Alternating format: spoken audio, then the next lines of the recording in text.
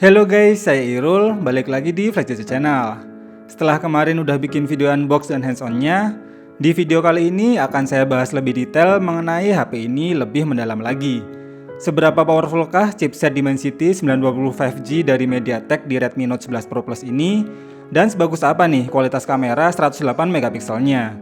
Untuk video review kali ini akan saya kasih nilai atau skor di setiap bagiannya, mulai dari desain, performa, kamera, hingga ketahanan baterainya.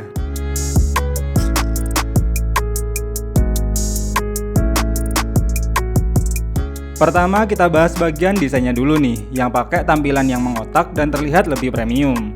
Walaupun desainnya ini memang ngikutin tren masa kini, namun ciri khas desain dari Xiaomi masih sangat terasa. Apalagi kalau udah lihat housing untuk penempatan kamera di bagian belakangnya ini.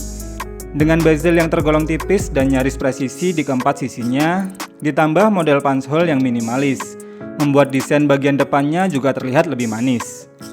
Perpaduan layar AMOLED dengan refresh rate 120Hz udah pas banget sih untuk kebutuhan saat ini. Jadi untuk bagian desain dan layarnya ini udah termasuk hampir sempurna. Dan skor yang pas menurut saya di bagian ini adalah 9 ya guys. Desainnya udah oke nih, lalu apakah performanya juga bakal se-oke desainnya? Mengingat chipset Dimensity 920 ini sebenarnya bukan chipset yang dikhususkan buat kebut-kebutan, walaupun tetap bisa menghasilkan skor benchmark yang termasuk tinggi. Apalagi HP ini juga punya fitur game turbo yang bikin performanya bisa lebih optimal lagi. Dan benar saja saat dites ulang dengan mode game turbo, baik skor AnTuTu versi 9 atau Geekbench 5 tesnya, ternyata skornya jadi lebih tinggi dibanding ketika tanpa mode game turbo. Jadi emang kalau mau buat ngegame, pastiin aja ya game yang kalian download sudah dimasukkan ke dalam menu game turbonya ini. Game yang pertama kita tes buat mainin game PUBG Mobile di settingan smooth ekstrim. Gameplay di settingan terbaiknya ini bisa memberikan pengalaman bermain game yang terasa optimal. Beneran terasa smooth dan minim untuk frame dropnya. Bisa dilihat juga untuk kestabilan frame rate-nya dari FPS monitor berikut ini. Dengan average frame rate mencapai 59 fps, jelas game ini bisa dimainkan dengan sangat baik di HP ini. Walaupun untuk suhu panas HP akan semakin terasa panas jika sudah bermain dalam satu match. Namun performanya tidak menurun sama sekali. Dan untuk penurunan baterainya masih terasa standar dan tergolong biasa-biasa aja. Berikut adalah result gaming testnya setelah bermain game selama 30 menit. Game berikutnya kita tes buat mainin game Genshin Impact. Pakai settingan rata kiri 60 fps. Gameplay di settingan terenaknya ini masih terasa playable dan tetap bisa memberikan pengalaman bermain yang nyaman. Walau tetap bakal ada frame drop ketika full efek animasi, namun bisa dilihat dari FPS monitor berikut, frame rate-nya tetap bisa maksimal mencapai 50-an fps. Tapi tetap saja suhu panas HP ketika mainin game yang satu ini tuh beneran terasa panas, dan akan semakin panas jika sudah bermain dalam waktu yang lama, sehingga berpengaruh ke penurunan baterai yang terasa sedikit boros. Berikut adalah result gaming testnya setelah bermain game ini selama 30 menit. Terakhir saya tes juga buat mainin game yang mendukung layar 120Hz-nya, yaitu Lost Centuria. Tentunya pakai settingan rata kanan dengan mode 120 fps, biar tahu seberapa maksimal performanya. Dan ternyata untuk gameplay di settingan ini tetap terasa smooth, walau tetap ada frame drop di momen tertentu. Bahkan ketika dicek pakai FPS monitor, beneran bisa mencapai di atas 100 fps untuk frame rate-nya. Dan untuk suhu panas HP-nya juga bakal cepat terasa panas, namun untuk penurunan baterainya tidak seboros game yang sebelumnya. Berikut adalah result gaming testnya setelah bermain game ini selama 30 menit. Paling recommended sih kalau mau ngegame di HP ini ya buat main game MOBA, karena jelas bakal bisa ngasih pengalaman bermain game yang maksimal dan tetap aman walau pakai settingan rata kanan.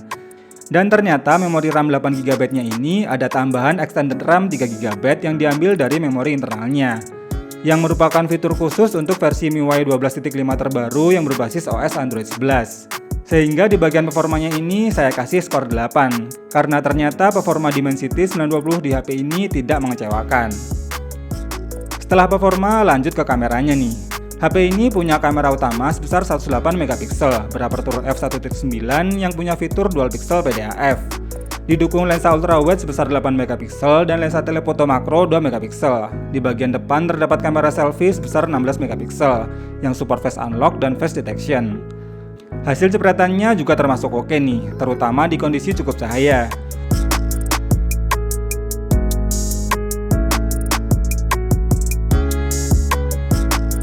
Untuk foto bokehnya juga tergolong rapi dan warnanya juga terasa vibrant.